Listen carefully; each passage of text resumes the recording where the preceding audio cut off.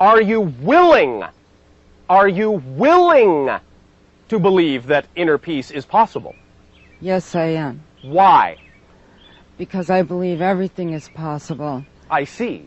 Then what is the difficulty with allowing yourself to experience inner peace?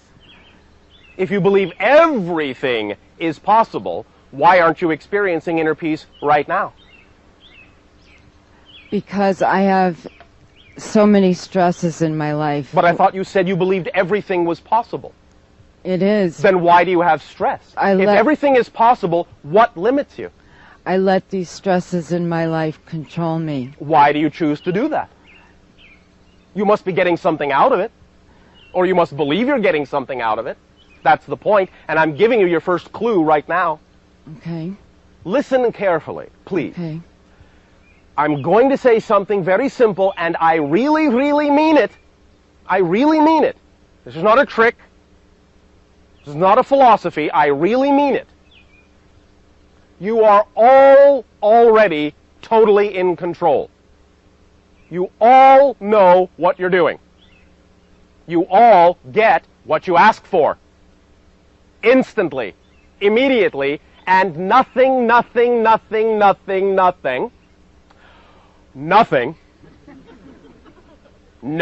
thing is ever, for an instant, for a microsecond, for a nanosecond, ever withheld from you. That you do not decide should be withheld. So, what we are saying is this. If you are experiencing the idea that you do not feel like you have inner peace, then you are working with belief systems and definitions that say that whatever it is you are experiencing is what serves you.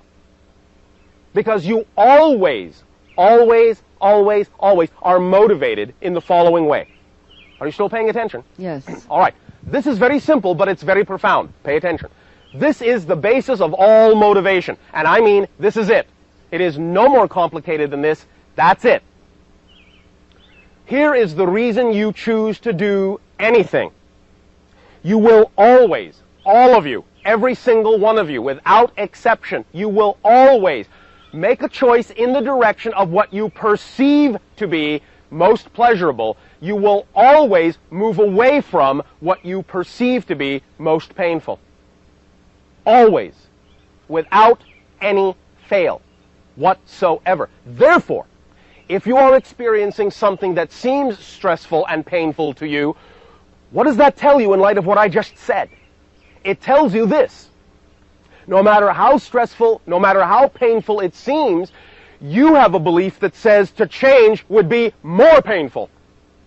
Therefore, you are staying with what you believe is the lesser of the pains, no matter how painful it is. You have a definition that says this is the more pleasurable choice, therefore you believe you're getting something out of continuing to choose the situations, the circumstances, the lifestyles, the beliefs that you are choosing, rather than letting yourself change because you have a definition and a belief that says that to change would be more painful than the pain you're experiencing right now. Changing that definition is what needs to happen. Because once you change that definition, believe me, none of you lack motivation, and as soon as you believe that inner peace is truly, and changing to inner peace is truly more pleasurable than what you're experiencing now, you will change in an instant, and nothing in the universe can stop you, and nothing in the universe would stop you. Did that make some sense? Yes, thank you. We'll go over it again if you want, but the idea really is that basic. Okay. Let's explore. You have definitions. This is all it comes down to. Definitions. There is, pay attention, all of you, pay attention. Here we go, simple. There is no reality. What? There is no reality, except your definition of it. But that's what reality is. So, if you have what you call stress, if you are choosing to put yourself into circumstances and choosing to accept stress, you have a definition that says this is what reality is most likely going to be. It might even be an unconscious definition, but this is the whole point, is to make these definitions conscious.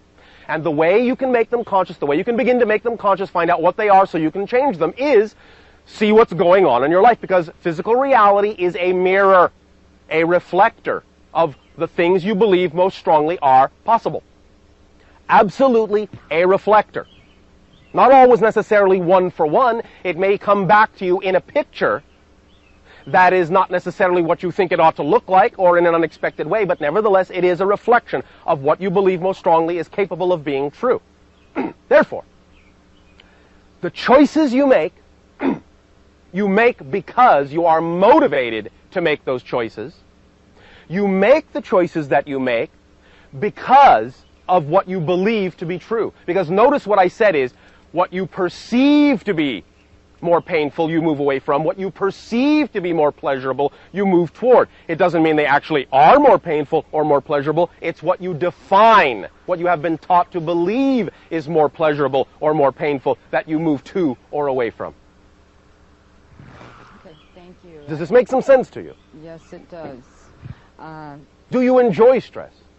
No, I don't. All right. Well, for a moment, ask yourself this question and answer it if you wish. In what way has not having inner peace served you? In no way. Do you have inner peace then? Be honest. Be honest.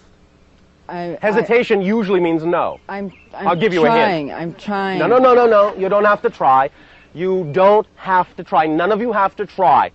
All the trying in the world is your way of saying, I'm not yet ready to actually change. I'm believing. And that's okay. That's okay. If that's your process, that's okay. Do you follow? Yes. That's okay. But all the trying in the world does not actually make the thing happen. When you decide the thing will change, the thing will change.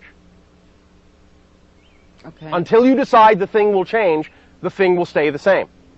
The trying, the processes, are the amount of time you believe you need before you are ready to actually change.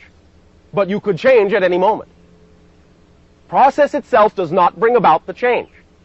Process is your way of taking time until you believe you're ready to make an instant change.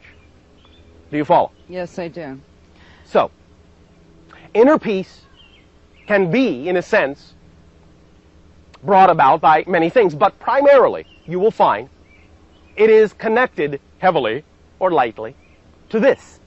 And that is what we usually call the big question. Are you or are you not acting on your joy, your highest joy in life? Yes or no? No. Thank you. Why not? What are your definitions about acting on your highest joy that would make you hesitate to do so? And again, this goes for all of you, if you find that you can answer this. What is it about acting on your highest joy that you hesitate to do? What do you fear about acting on your highest joy that makes you hesitant to do so?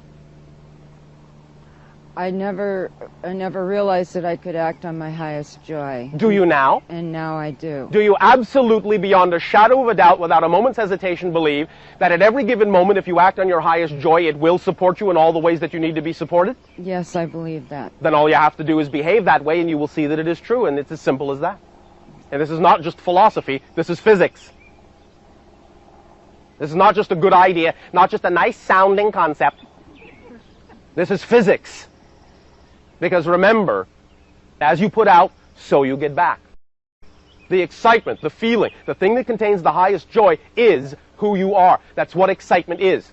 It's your physical body's translation of the vibrational frequency of your true self. And so when you act upon circumstances at any given moment, whatever they are, that contain the highest level of that excitement, you are being squarely aligned, harmoniously aligned with your true self. And as your true self, the self you were created to be by the infinite, you automatically contain everything you need to continue to be your true self. So when you act on your highest joy, everything you need comes as a complete kit, and if some kind of concept of discipline is required, then in whatever form serves you best, it will be there automatically, because you will function holistically as one event.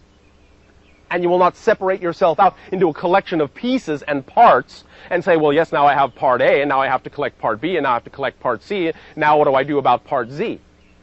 It's all one thing.